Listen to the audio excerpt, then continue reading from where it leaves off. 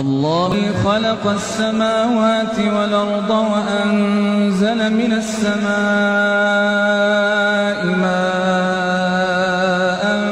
فأخرج به من الثمرات رزقا لكم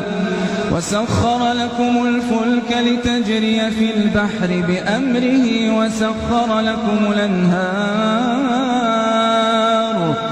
وسخر لكم الشمس والقمر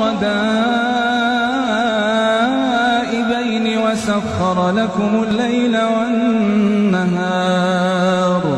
وآتاكم من كل ما سألتموه وإن تعدوا نعمة الله لا تحصوها إن الإنسان لظلوم كفار وإذ قال إبراهيم رب اجعل هذا البلد آمنا واجنبني وبني أن نعبد الأصنام رب إنهن أضللن كثيرا من الناس فمن تبعني فإنه مني ومن عصاني فإنك غفور رحيم ربنا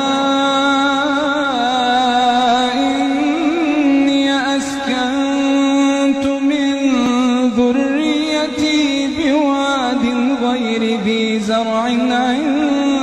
عند بيتك المحرم ربنا ليقيموا الصلاة فاجعل أفئدة من الناس تهوي إليهم وارزقهم من الثمرات لعلهم يشكرون ربنا